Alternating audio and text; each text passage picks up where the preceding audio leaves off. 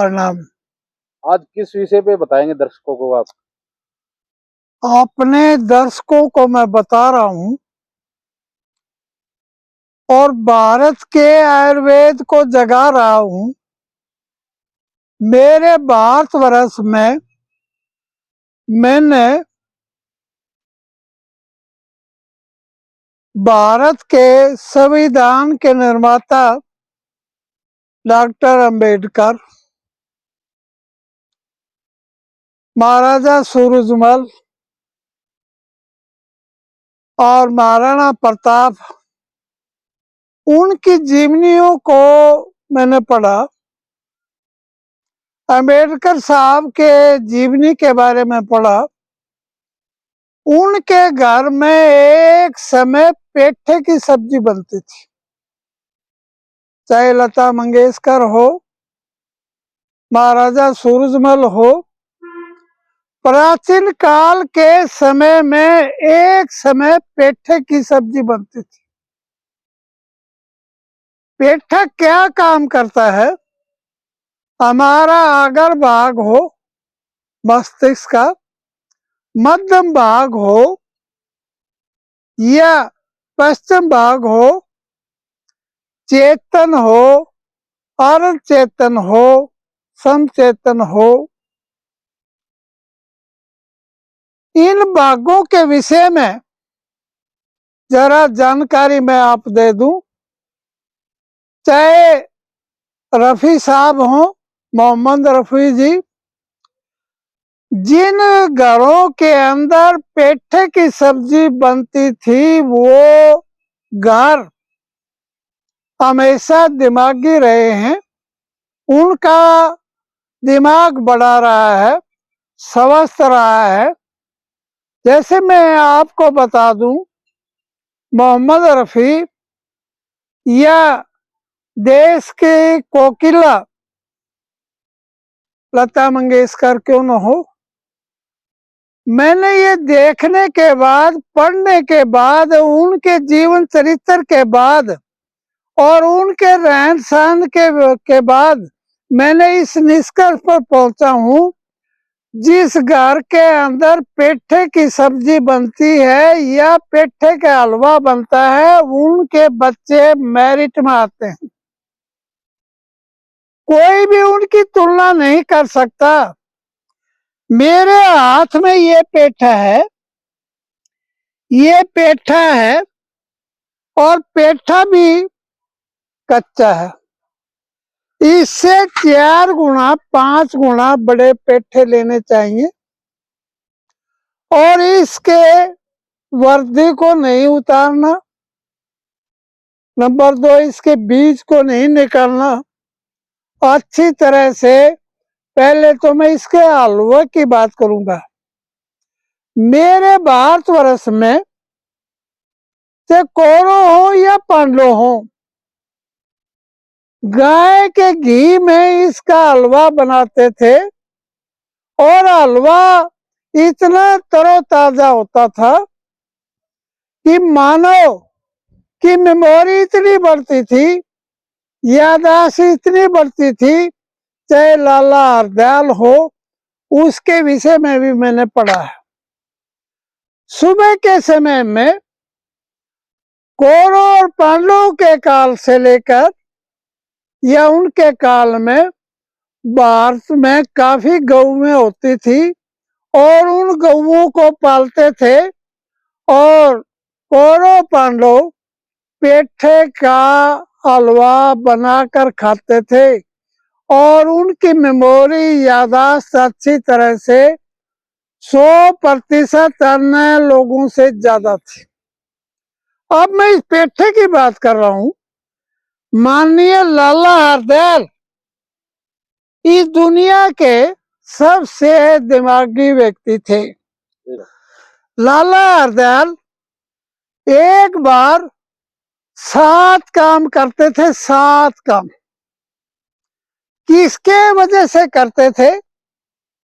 उनके घर में गाय के घी के अंदर हलवा बनाया जाता था, सुबह बच्चों को खिलाया जाता था। और इतने, जैसे रफी साहब की बात की है, लता मंगेशकर, कोकिला की बात की है। इनके घर में जो सुबह का नाश्ता होता था तो सुबह हमेशा ही, यह महाराजा सूरजमल की बात है, इनको भोजन के अंदर सुबह क्या किसका हलवा होता था? पेठे का हलवा होता था। और यहाँ तक भी सुना है, इतिहासकारों ने लिखा है, इसे पेठे का हलवा जो बनता था, पेठे के बीज इकट्ठे कर कर तेल निकाला जाता था, उसके अंदर यह हलवा बनता था। मेरे देशवासियों, जितने भी संसार के मंदबुद्धि के बच्चे हैं, जो बच्चे लड़ते और झगड़ते हैं, माँ बाप को परेशान करते हैं, मेरा दावा है, अगर पेठे का हलवा बनाकर और या गाय का घी हो या पेठे के बीजों का घी बनाया हो, तो अपने बच्चे को खिलाएं, उसकी मेमोरी अच्छी होगी, कोई ट्यूशन की जरूरत नहीं होगी, माँ बाप फ्री होंगे, भाई हमने ट्यूशन लगाना है या नहीं लगाना है। बच्चे लाला हरदयाल वर्गे होंगे, आवाज इतनी सुरीली होगी जैसे रफी साहब और लता मंगेशकर जैसी, और दिमागी ऐसे होंगे जैसे सूरजमल राजा की तरह और महाराणा प्रताप की तरह। और ये चीजें मैंने अपने शोध में पाया है, किसान के खेत में होने वाली ऐसी औषधि संसार में नहीं हो सकती, तो पेठे का हलवा बनाएं। और सब्जी की बात कहता हूं, आजकल के बच्चों ने इसकी सब्जी को खाना छोड़ दिया है, कहते ये तो पशुओं का खाना है। आजकल जो बच्चे हैं उनका दिमाग छोटा हो गया, ये काम क्या करता है पेठा, ये अच्छी तो जो पेठे का सब्जी या हलवा खाते हैं उनके दिमाग को बड़ा करता है। आप मानिए, जो मैंने आपको ये व्यक्ति बताए हैं उनका शेर सब लोगों से बड़ा है और उनके सोचने की शक्ति अच्छी है, गाने की ताकत भी संसार में उत्तम रही है, चाहे सूरजमल जैसे हो, लड़ने की ताकत भी बहुत अच्छी रही है। वैद्य जी एक बात बताएं, हाँ। जो आपने हलवा बताया, हाँ, वो किस तरह बनाना होता है, जो गृहिणियां हैं वो आसानी से समझ जाएं, वो बताएं। हाँ, हलवा कैसे बनाना है, इसको कद्दूकस कर लें, बीज समेत और इसके रेशे समेत, और इसके पापड़ तो उतारने का सवाल ही नहीं।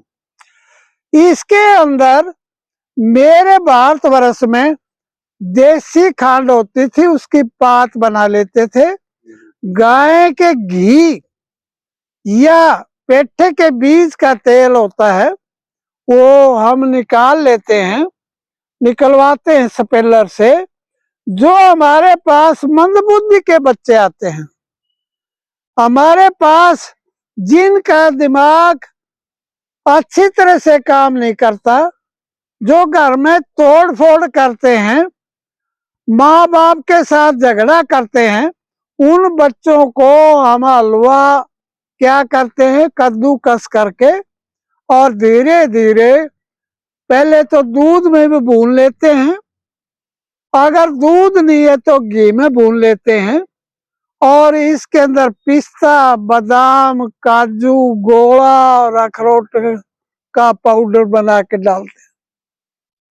मैं अपने भारतवर्ष को चेता रहा हूं, ये जो बच्चे जो महान पुरुष हुए हैं, केवल एक पेठे से रहे हुए हैं।